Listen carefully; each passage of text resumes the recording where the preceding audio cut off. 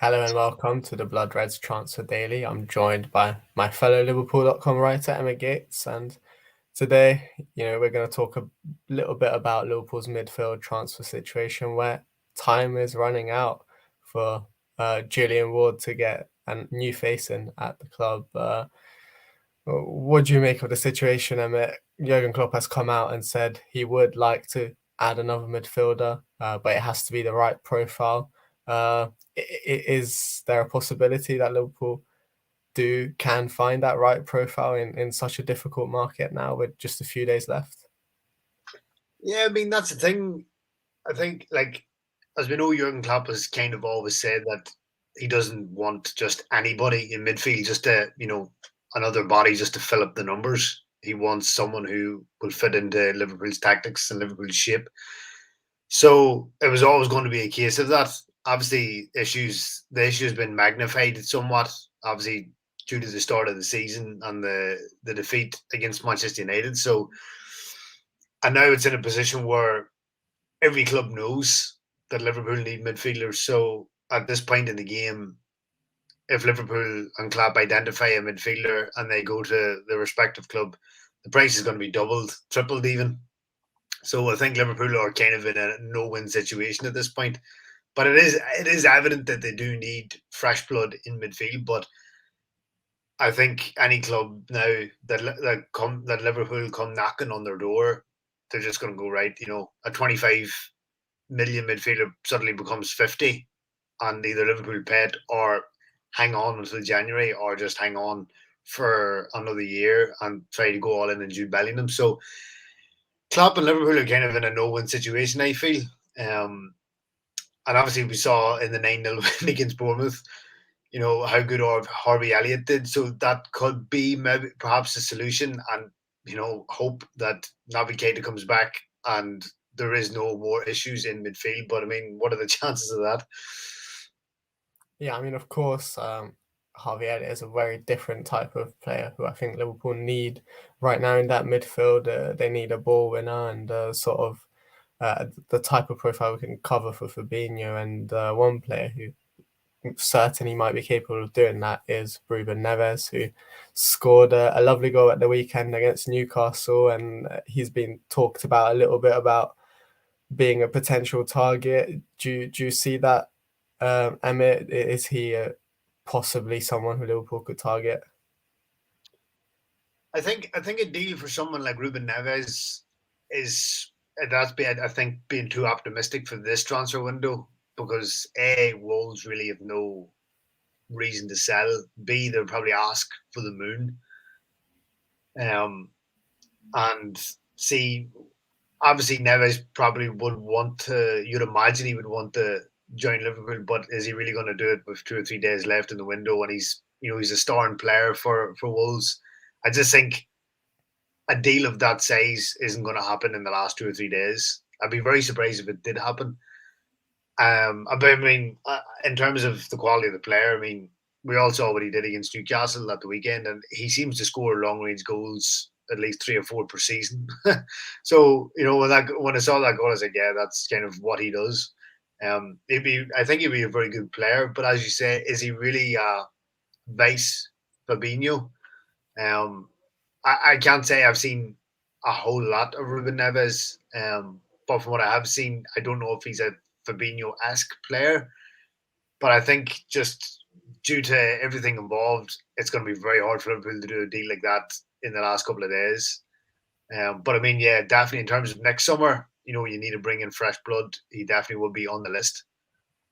Yeah, he is the Wolves captain, of course, and in the past, Pep Lindner has spoken very highly of him. Um, After his goal yesterday, he did come out and say that he misses Champions League football when asked about his future. Bit of a cryptic comment. And then Bruno Lage said he's 99% sure he's going to stay at the club. There's always the 1% for Liverpool to hope. But I suppose the challenge is that Wolves would be asking for a ridiculous amount of money from Liverpool in order to get him now.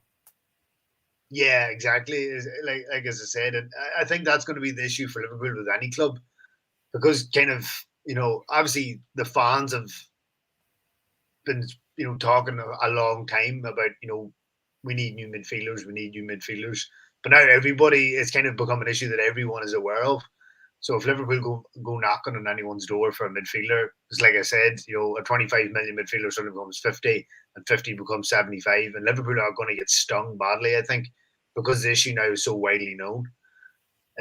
So, and we all know that FSG run a very tight ship in terms of finances. So I don't know if they would finance such a large scale deal at this stage. It could be just that Liverpool sign maybe a backup option, maybe in the 10, 15 million pound range, just to kind of maybe just to give Jurgen Klopp another body, which is probably not what he wants. But I couldn't see them, sanctioning off a major deal at this stage. Yeah, absolutely. And I think an example of the crazy, ridiculous prices that are floating about is Antony of Ajax, who is Manchester United bound for around 100 million euros, which is close to 85 million pounds for a player who I believe has never got double figures in terms of goals in a league season. Certainly seems like United are somewhat overpaying for him. Well, that's the United way, isn't it? It was like they were going to buy Adrian Rabiot for 20 million, and then that deal fell through, and then 3 days later they signed Casemiro for 70. It's just what United do. They just, in terms of their transfer targets, they're kind of a mess at the moment. Which is the complete opposite of Liverpool. Liverpool identify a player early and try to get the deal done as cheap as possible. Where United just fumble through targets and then just throw down as much cash as they possibly can. I mean, Antony's a good player, and I know you're a fan, Ben. But is he really 100 million euros, 85 million pounds? Um, I can't profess to have watched a lot of him at Ajax, just Champions League stuff. And he seems a good player, and he's still 21. So I mean, he's still got a lot of development, and he could become a 100 million euro player in the next 3-4 years. But at the moment, Man United are massively overpaying. And I know Liverpool have been linked with him on occasion, but considering that he plays on the right, um, he was always going to be, back up to Mo Salah for the next 2 or 3 years. So, I mean, I couldn't see Liverpool of, actually going to bid for him. But yeah, Man United are massively overpaying for him. And I actually be very happy about what they're getting. Yeah, I mean, Ajax will be very pleased with Manchester United's transfer business. That's for sure. If anyone else, if even if their fans will not be, perhaps, but they've made around almost 170 million euros from United for just two players. Lisandro Martinez, of course, also moving to United. Yeah, I mean, I suppose the challenge is back to Liverpool is that there's not a lot of time left. If they are going to find an option, it's not going to be um, a name like Antony for sure. It's going to be, I feel like, closer to perhaps Ben Davis and Ozan Kabak, maybe, if Liverpool do add a midfielder. Would you agree with that? Yeah, I think it could be someone that comes in on loan with an option to buy at the end of the season, and then Liverpool don't take up that option. um, I mean, you're still seeing midfielders linked now. Esmail Benacer of Milan, the lad Lemur at RB Leipzig. I know obviously you watch a lot of the RB clubs, so you probably know a lot more about him than I would. But I've been seeing this morning that he could be sold for 25 million. I don't even think Liverpool would maybe offer 25 million for a player at this stage. I think it would be, as you said, someone to come in on loan with an option to buy, and someone kind of just to make up the numbers, because Liverpool don't want to get stung, and which is what will happen at this point if they go all in on a midfielder. So I think it is basically just someone to make up the bodies for now. Hope that the injured players return as soon as possible, and then go all in on Jude Bellingham in a year from now. Which, I mean, that could be risky in itself, because there's no guarantee that he'll still be available in a year from now. But yeah, I think I agree with you. It could be a Ben Davis type situation in the next couple of days.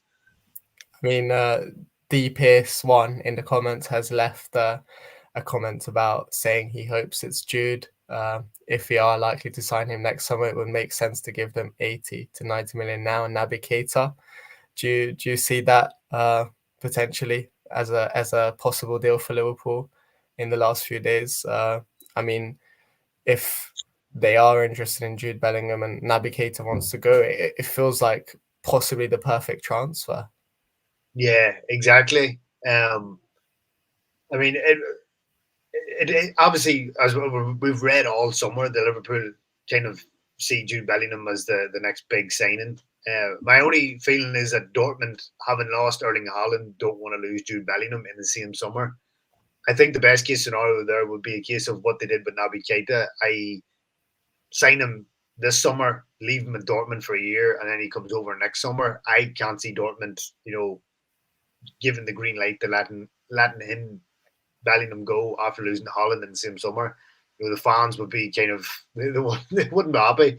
So yeah, I think that's the best case scenario is basically buying him now, leaving him there, and having him come over. But yeah, I mean, 80, 90 million and Naby Keita now would be very shrewd on Liverpool's behalf, but I just can't see Dortmund going for it at this point. Yeah, definitely want to watch there. I think that about wraps it up for today. Thanks everyone for tuning in. As always, there's going to be plenty of content going out on Blood Red and of course Liverpool.com as well.